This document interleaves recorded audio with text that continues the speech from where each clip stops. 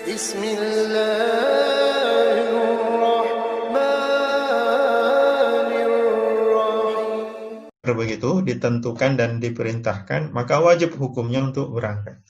Kecuali jika ada uzur. Ya. Tapi kalau tidak diistinfar, maka hukumnya fardu kifayah. Nah, fardu kifayah. Baik. Adapun kemudian keterangan dari Al-Imam Asy-Syafi'i ya, akan kebolehan untuk terus berperang meskipun jumlah lawan itu lebih dari 2 kali lipat. Nah, itu ada di dalam kitab Az-Zawajir an Iqtirafil Kaba'ir karangan Imam Ibnu Hajar Al-Haytami. Itu menyebutkan bahwa lebih baik ya. Jadi beliau lebih berharap, Imam Syafi'i ini lebih menyukai ya umat Islam yang ikut berperang untuk tidak pergi atau tidak lari dari medan pertempuran betapapun jumlah lawan itu lebih dari 2 kali lipat. Karena di antara pertempuran umat Islam ya, ini hitungannya ini adalah rukhsah gitu ya. Rukhsah itu keringanan. Kalau tidak mau mengambil keringanan, nah itu boleh-boleh saja dan dianggap afdal jika ada qarinah tertentu. Misalkan begini, di dalam Al-Quran itu ada rukhsah bagi orang yang berpuasa Ramadan untuk tidak berpuasa. Jadi boleh tidak berpuasa di siang bulan Ramadan ketika menjalani safar misalkan. Tapi ada qarinah, ada indikasi bahwa berpuasa ketika dia mampu dan saat bersafar itu lebih disukai. Ya, dalam surat Al-Baqarah itu disebutkan wa antasumu khairul lakum. Kalian berpuasa itu lebih baik. Ya, artinya apa? Setelah menyebutkan rukhsah, setelah menyebutkan ada keringanan bagi yang sakit, bagi yang safar, ya, tapi kalau masih mampu berpuasa, maka berpuasa itu artinya tidak mengambil rukhsah itu lebih baik ya, daripada mengambil rukhsah. Kalaupun mengambil rukhsah tidak berdosa, ya, karena ada rukhsah di situ, ada keringanan. Nah, begitu juga dalam berjihad ini. Ya, kalau mau mundur dari medan pertempuran karena jumlah lawan itu lebih dari 2 kali lipat, itu boleh. Tapi, nah begitu, ada tapinya. Tapi, kalau mau melanjutkan peperangan, itu lebih disukai atau lebih utama, ya, afdal. Ya, sebagaimana tadi berpuasa lebih utama. Ya, khairul lakum, lebih baik bagi kalian. Jadi begitu keterangan Al-Imam Asy-Syafi'i radhiyallahu an yang dikutip oleh Imam Ibnu Hajar Al-Haytami dalam kitab Az-Zawajir an Iqtirafil Kaba'ir. Ada kitabnya di sini, barangkali kalau kita mau cek langsung. Az-Zawajir an Iqtirafil Kaba'ir. Nah, ini dia.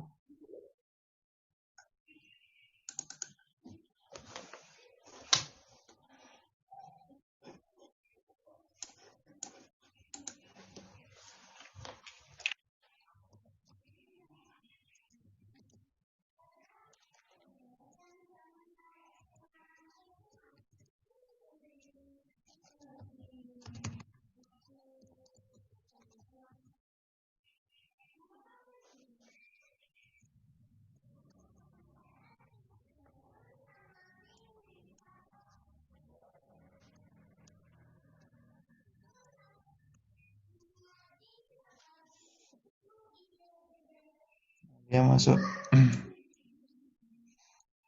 pembahasan jihad ini ya.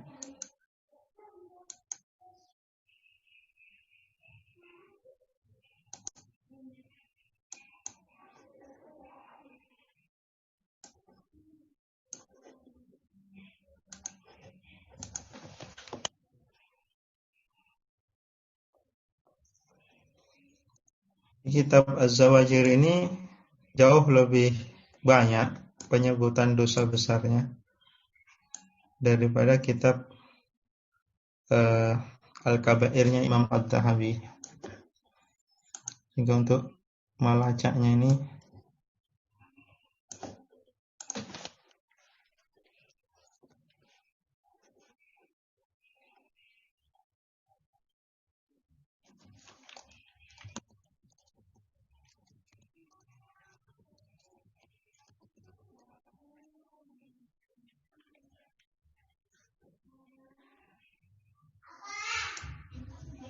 dia.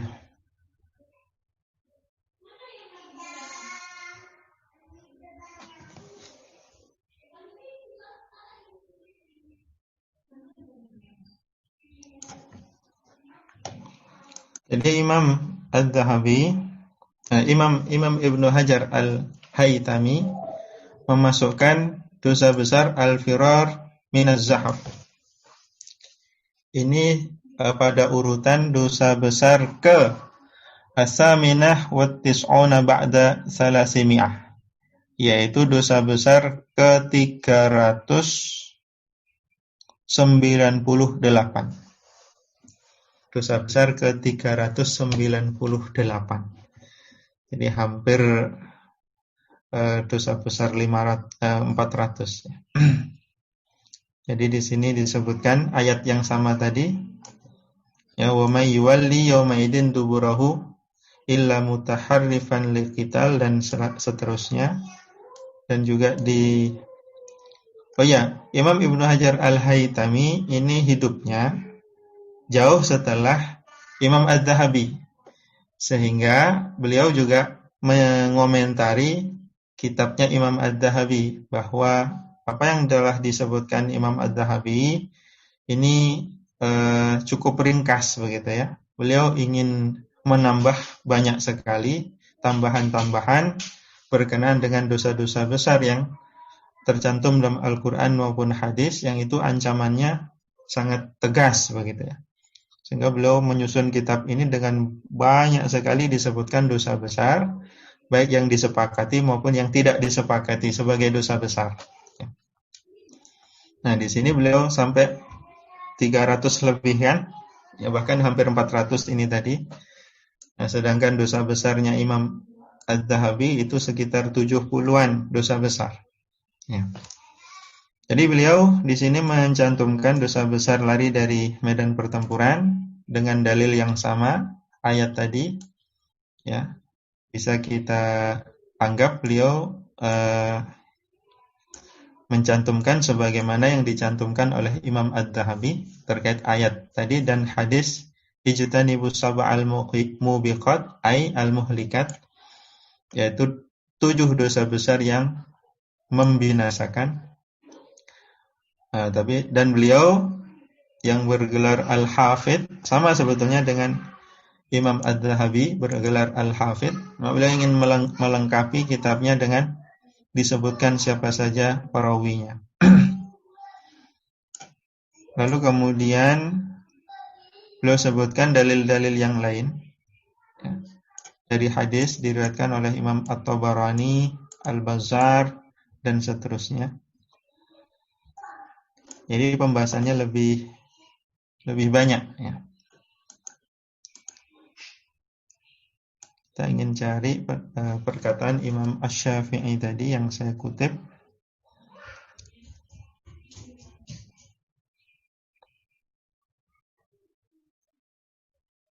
Nah, ini dia. Qala Asy-Syafi'i, "Idza ghazal muslimun falaqaw dha'fahum minal aduwi." Imam Asy-Syafi'i radhiyallahu an berkata, apabila kaum muslimin itu berperang, ya, idza ghaza al-muslimun falaqaw dha'fahum, dan mereka menjumpai ada kelemahan pada diri mereka, ya, daripada musuh, artinya musuh kekuatannya lebih besar dari mereka secara jumlah, maka haram hukumnya bagi mereka untuk lari dari medan pertempuran kecuali mutaharrifina liqital, dalam mengatur siasat, atau mutahayyizina ila fi'atin, atau dia ingin bergabung dengan kelompok pasukan yang lain. Wa in kana al-musyriku aktsara min dhi'fihim. Ketika kaum musyrikin itu jumlahnya lebih dari 2 kali lipatnya mereka. Ya. Lam uhibba lahum ayyuwallau. Ya. Tapi aku tidak suka, ya, jika jumlah musuhnya itu lebih daripada 2 kali lipatnya jumlah kaum muslimin. Ya, beliau Imam Asy-Syafi'i tidak suka mereka mundur. Ya, meskipun itu sudah boleh mundur, gitu ya. Wala yustahabbuna as-sukh wala yastaujibuna as-sukhta. Dan juga tidak akan mendapatkan murka. Artinya kalau ada yang mundur, Imam Syafi'i tidak suka itu. Ya. Tapi kalaupun ada yang mundur, itu tidak akan mendapatkan dosa. Tidak akan mendapatkan as-sukh. Sukh itu artinya murka, yaitu marahnya Allah, artinya dosa. Jadi ya, kalaupun mau melakukan itu atau dia mundur ketika jumlah musuh itu melebihi 2 kali lipat, maka saya tidak suka, tapi kalaupun dilakukan itu tidak berdosa. Indi minallah law wallau anhum ala ghairil mutaharrif liqital wa tahayyuz ila fi'atin, ya, wa hadha madhhabu Ibnu Abbas radhiyallahu anhuma al-masyhur an. Ya. Dan itu tidak akan mendapatkan dosa tadi dari Allah, ya, menurut Imam Asy-Syafi'i. Law wallau anhum ala ghairil at-taharruf, jika mereka mundur atau lari dari pertempuran itu tanpa untuk mengatur siasat dan juga tidak untuk bergabung dengan kelompok yang lain.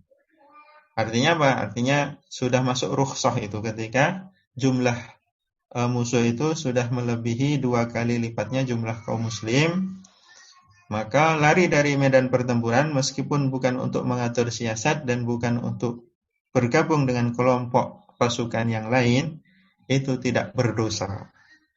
Tapi Imam Syafi'i tidak suka itu. Artinya lebih menyukai terus berperang, ya, hingga mati syahid atau menang, kan begitu. Semboyannya kan ashkariman au mutsyahidan. Jadi menang, ya, atau mati syahid. Ya. Dan itu ihdal husnayain, yang akan didapatkanlah salah satu dari 2 kebaikan kalau berperang di jalan Allah itu, ya. Antara kalau menang berarti mendapatkan kemuliaan, ya, kalau kalah mendapatkan kemuliaan juga di akhirat, yakni mati syahid. Nah, ini keterangan dari Imam Asy-Syafi'i yang dicantumkan oleh Imam Adz-Dzahabi yang saya singgung tadi. Okay.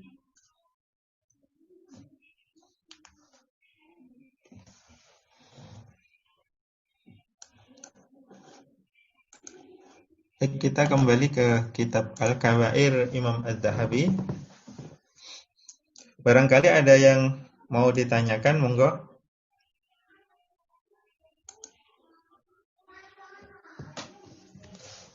Jika ada yang ingin ditanyakan. Ada pertanyaan ini, Ustaz. Ya, silakan. Bagaimana jihad pada masa saat ini yang tidak peperangan dengan senjata di negara kita? Apakah jihadnya harus pergi ke negara yang ada kontak perang, ataukah jihad melawan orang-orang yang memusuhi Islam seperti di negara kita termasuk dalam perang? Oh ya, jadi mungkin perlu saya mukadimahi tentang jihad itu, ya. Jadi jihad itu ada 2. Ya, jihad itu ada 2. Yang pertama adalah jihad di mana musuh itu datang ke negeri kita, dan kedua jihad di mana kita datang ke negeri musuh. Ya. Jadi jihad itu ada 2, jihad melawan musuh di negeri mereka atau jihad melawan musuh di negeri kita sendiri. Jihad yang kemudian bisa dilakukan ya, antara dua itu, yakni ketika musuh menyerang, seperti misalkan Belanda itu menyerang, ya, dan atau saat kaum muslimin memiliki institusi berupa khilafah Islamiyah, ya, dan kemudian melakukan futuhat, ya, yakni melakukan ekspedisi dakwah begitu ya, yakni dengan mengirim pasukan ke negeri mana, tujuannya adalah untuk berdakwah, ya. Tapi dakwahnya bukan memaksa masuk Islam, bukan. Tapi dengan berjihad ada aturannya nanti, serulah dulu untuk masuk Islam dengan 3 pilihan. Yaitu pertama adalah seru dia untuk masuk Islam, ya, penguasa negeri tersebut, dan rakyatnya akan mengikuti nanti. Kalau tidak mau, diseru untuk membayar jizyah meskipun tidak masuk Islam. Kalau tidak mau, pilihannya adalah berperang. Nah, itu sudah baku dari Rasulullah dan dijalankan oleh para khulafaur rasyidun dan kaum muslimin setelahnya hingga masa-masa terakhir kekhilafan Islamiyah runtuh. Itulah yang disebut dengan futuhat, pembebasan-pembebasan. Maka Islam mencapai Eropa, gitu ya, mencapai negeri di Asia, bahkan di Cina dan lain sebagainya. Itu diantaranya adalah dengan jihad ini, bukan selalu dengan dakwah ya bil lisan, dengan lisan, tapi juga melalui jihad futuhat, peperangan. Maka status tanahnya pun ada 2 macam. Ada status tanah itu usyriyah, ada status tanah itu kharajiyah dalam fikih nanti. Kapan itu usyriyah, kapan itu kharajiyah? Ya, status tanah ini kalau dibebaskan tidak dengan perang, ya, seperti di Indonesia ini dulu, ya, di masa-masa masuknya Islam di Nusantara dan menjadi wilayah yang memang menerapkan Islam dulunya di masa kerajaan-kerajaan itu. Nah, itu maka tidak melalui perang. Ya, sehingga status tanahnya adalah status tanah usyriyah. Nah, sedangkan status tanah negeri yang dibebaskan dengan melalui perang, nah itu statusnya adalah sebagai tanah kharajiyah. Nanti ada hukum-hukum tersendiri yang khusus berkenaan dengan status tanah tersebut secara fikih. Nah, sehingga kemudian karena ini jihad ini berupa futuhat yang diakomodasi oleh khalifah, sedangkan saat ini tidak ada khilafah, tidak ada khalifah yang memobilisasi pasukan semacam itu, maka tentu tidak ada jihad futuhat itu sekarang. Karena futuhat itu membebaskan suatu negeri yang tadinya negeri kufur dengan diterapkan hukum-hukum kufur, sistemnya kufur, untuk kemudian diambil alih oleh umat Islam, diterapkan sistem Islam di situ. Ya, bukan penjajahan ya. Jadi kalau penjajahan kan negeri tersebut ditundukkan, kemudian warganya dijadikan budak, kekayaan negerinya dikeruk, diambil oleh negara yang menjajah. Tapi futuhat tidak begitu. Justru futuhat ini menjadikan warga pribumi ya setempat yang menjadi objek jihad atau futuhat tadi itu menjadi lebih sejahtera ya dalam kekuasaan Islam. Bahkan dulu banyak Kristen Koptik yang di Mesir itu justru minta untuk dibebaskan oleh pasukan kaum muslimin. Ya, kan terkenal itu dalam ungkapannya, bisa panjenengan searching nanti di Google juga banyak itu ungkapan umat Kristen Koptik saat dikuasai oleh Imperium Romawi. Itu mereka mengatakan bahwa memang penguasa sekarang ini satu agama dengan kami, yaitu sama-sama Kristennya. Ya. Tapi mereka zalim, jadi mereka aniaya terhadap rakyatnya, ditarik upeti, ditarik ya pajak lah istilah kita sekarang ya. Istilah dulu upeti. Ya. Dan mereka tidak disejahterakan, ditindas dan lain sebagainya oleh kekuasaan saat itu, karena memang dalam Kristen itu tidak ada sistem kekuasaan. Kalaupun kerajaan yang menganut Kristen saat itu yang menerapkan kerajaan gitu ya, sesuai dengan keinginan atau hawa nafsu rajanya. Nah, sedangkan Islam itu memiliki sistem pemerintahan yang disebut khilafah atau imamah itu, di mana ketika Islam itu sampai suatu negeri, maka yang dilakukan bukan dengan menjajah negeri itu, tapi dengan mengubah aturan-aturan yang berlaku di sana, ya, diubah dengan syariat-syariat Islam. Seluruh yang ada di sana kekayaannya diatur berdasarkan syariat Islam, ya, didistribusikan demi kesejahteraan umat Islam, ya, dan umat lainnya. Jadi umat Islam ini secara khusus nanti dia akan mendapatkan dari harta zakat. Ya. Ini nanti diakomodasi zakat itu dari kaum muslimin untuk kemudian dibagikan kepada 8 asnaf yang dari kalangan kaum muslimin. Sedangkan selain itu, ya, boleh untuk kesejahteraan kaum kafir. Ya. Misalkan dari harta tanah khorojiyah. Ya, tanah khorojiyah nanti ya ada tarikannya, tarikan tanah. Tidak peduli apakah tanah khorojiyah tadi milik atau ditempati seorang muslim maupun ditempati seorang non-muslim. Itu akan ada tarikan tanah nanti. Jadi kalau istilah kita mungkin ada pajak PBB itu, pajak bumi dan bangunan. Tapi dalam Islam tidak ada pajak bangunannya. Yang ada terkait tanahnya saja. Ya. Kalau tanah khorajiyah itu ditetapkan besarannya oleh khalifah, tapi kalau tanah usyriyah itu 1/10 dari penghasilan tanah tersebut, jika menghasilkan. Jika tidak menghasilkan, maka tidak diambil apa-apa. Jadi begitu hukum yang berlaku terkait status tanah. Jadi itu sangat kentara sekali kalau kita buka kitab-kitab fikih, bahwa dalam Islam itu ada sistem yang baku mengatur itu semua, ya, termasuk terkait status tanah ini. Nah, silakan sekarang bagaimana penerapan atau penggambaran terkait status tanah ini kalau memang tidak ada sistem pemerintahan dalam Islam, ya tidak akan mampu. Karena status tanah kharajiyah, status tanah usriyah ini sangat erat kaitannya dengan sistem pemerintahan di dalam Islam. Kalau tidak berbicara tentang sistem pemerintahan dalam Islam, ya tidak akan bisa menjelaskan itu.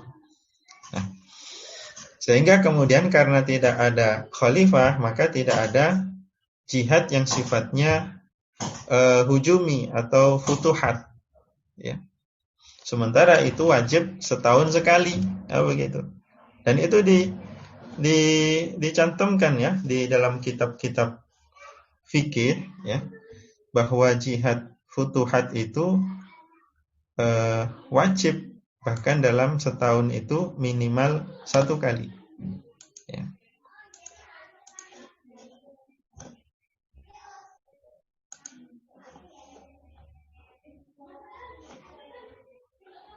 Di antaranya adalah Imam Al-Mawardi Asy-Syafi'i. Ya. Beliau mencantumkan dalam kitab fikih beliau bahwasannya jihad itu idealnya adalah 4 kali dalam setahun. Kalau mau lebih itu lebih baik. Tapi idealnya 4 kali dalam setahun, yaitu setiap musim yang ada. Karena saat itu berbicara di sana ya, di negeri beliau ada 4 musim, yaitu jihad di musim semi, jihad di musim gugur, jihad di musim panas, jihad di musim dingin. Jadi ada 4 musim ini. Musim shaif, ya, musim panas, musim syita, musim dingin, musim kharif, musim gugur, dan rabi', ya, musim semi. Nah, di masing-masing musim ini idealnya ada jihad. Nah, begitu. Tapi kalaupun tidak mampu ideal, maka kata beliau minimal sekali dalam 1 tahun. Dan itu dicontohkan oleh para al-khulafaur rasyidun. Kalau melihat Rasulullah bahkan lebih banyak lagi, lebih banyak daripada itu tadi ketentuan 1 tahun sekali, lebih banyak. Sehingga gambaran bahwa Rasulullah itu adalah pribadi yang memiliki syaja'ah, keberanian yang luar biasa, itu bisa dilihat dari berapa kali peperangan yang beliau adakan dan termasuk juga yang beliau ikut di dalamnya. Ya, termasuk juga yang beliau pimpin bahkan berduel langsung dengan musuh di medan pertempuran. Nah, jadi begitu. Ya. Kalau di masa kita saat ini karena tidak ada khilafah, ya, sedangkan mengakomodasi jihad yang sifatnya futuhat itu adalah khalifah, maka kewajiban itu masih mu'attal, masih terbengkalai, masih belum diterapkan. Jihad yang sifatnya futuhat. Sedangkan jihad yang sifatnya difa'i, mempertahankan diri, yaitu saat musuh datang ke negeri kita, yaitu karena tidak ada atau belum ada musuh yang datang ke negeri kita sekarang untuk menjajah secara fisik. Ya, sementara penjajahan yang ada secara ekonomi, secara politik ini tidak bisa atau belum bisa dihadapi dengan jihad secara fisik. Ya. Misalkan dengan mengebom, dengan membunuh dan lain sebagainya. Nah, kalau mereka tidak melawan secara fisik, kan begitu. Jadi saat ini ya tidak melakukan kekerasan ya terhadap orang-orang kafir yang ada, termasuk yang memusuhi. Bagaimana kalau kita sedang menghadapi? Kalau menghadapi ya dihadapi, karena itu syariatnya begitu. Kalau sedang dimusuhi ya atau diserang, maka kita mempertahankan secara individu. Kalau itu sifatnya individu. Kalau sudah satu bangsa menyerang, maka kita harus mengakomodasi juga umat Islam untuk bangkit menyerang juga. Baik, begitu mungkin jawabannya terkait kondisi kita sekarang. Ya. Ada lagi barangkali? Monggo mbak-mbak yang lain jika ada pertanyaan.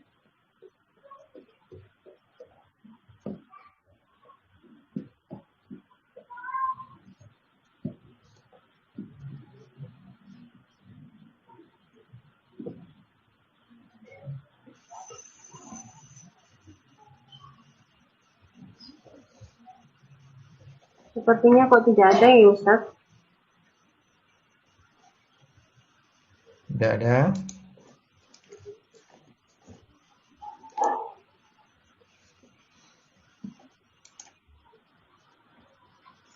Kalau tidak ada, gimana? Kita lanjutkan dosa besar berikutnya barangkali. Ya, dilanjutkan mau Ustaz. Baik. Saya share screen lagi.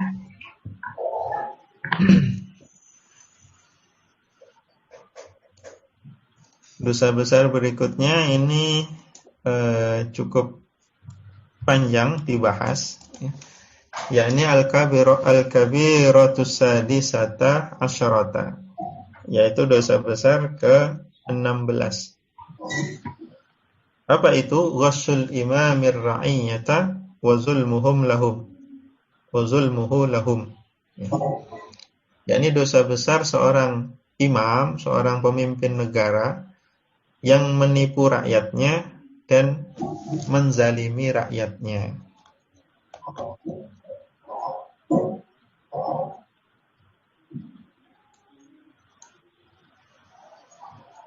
Allah berfirman, qala Allah Ta'ala, innamas sabilu 'alal ladzina yazlimuna an-nasa wa yabghuna fil ardi bighairil haqq ulaika lahum adzabun alim. Sungguhnya dosa